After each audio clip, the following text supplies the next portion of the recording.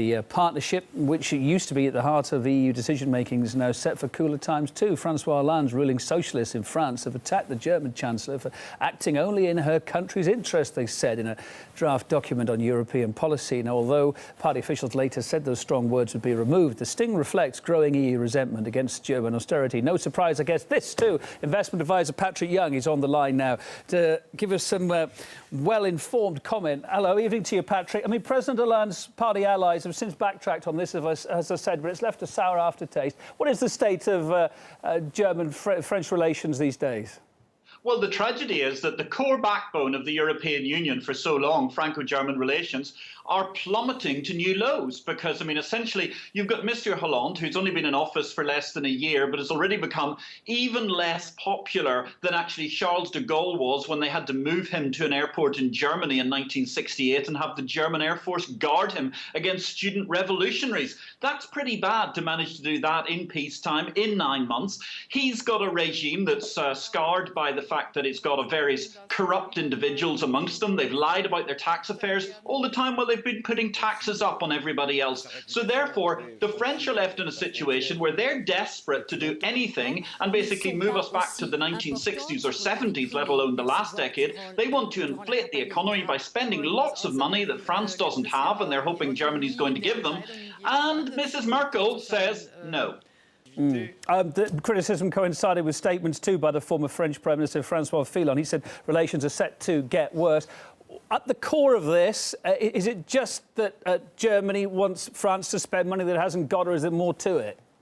Oh, I think there's a lot more to it. I mean, one is obviously there is this dynamism of the whole degree of difference of opinion. I mean, Mrs. Merkel is a rather staid, boring German Christian Democrat. She believes in essentially managing her purse strings very clearly, whereas the French socialists are, like all French governments, and particularly the socialists, they believe that they should have the right to spend anybody else's money willy-nilly, even their own on occasion when they have it. And ultimately, that's a big clash. But at the same time, there's a problem because actually a fissure is tearing apart the fundamental fabric of the European Union at the moment, and that is between the northern European nations led by Germany, who are seen to be fiscally sound and pragmatic and sensible about their economies, and then you have the rest, all of whom tend to come closer to the Mediterranean.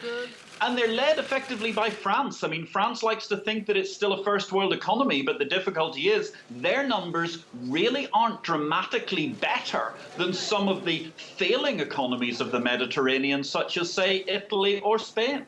Francois Hollande campaigned on pledges to resistance to Merkel's policies. He softened his theme after that, but do you think he's going to bow to pressure and get tough again? Well, I think the difficulty for Hollande is, I mean, his popularity has plummeted so vastly and so quickly. It's very difficult because, I mean, ultimately the last French presidential election was fought on a juvenile debate discussing how the French government, whoever it was going to be, were going to spend money that they didn't have. And therefore, it's ridiculous. I mean, it's the sort of argument that wouldn't even grace a second-grade students' union in many countries for president of that sort of an institution. It's a disaster. Hollande has said he's going to raise taxes on the rich. He's had to ultimately backtrack on that. He's cracked down on corporations. He's having to crack down on that because ultimately there's a great sucking sound as all of the corporations and indeed the wealthy entrepreneurs leave the country. And therefore, he's left with this position where he has to ultimately try to scapegoat somebody else. And now he's decided it's Mrs. Merkel. Everybody thinks they can attack Germany and get the Germans to open their purse strings. A final thought. The EC president admitted this week that Europe's drive to slash spending has reached its limit. Do you think Angela Merkel's going to take that on board, or will it make any difference at all?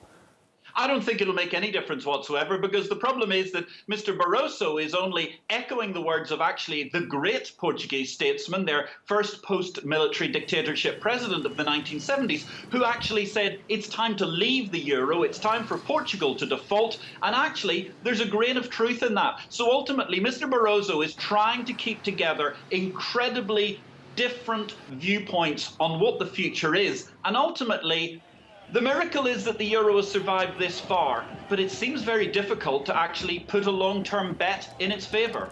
Patrick Young, thanks ever so much. Nice to see you tonight.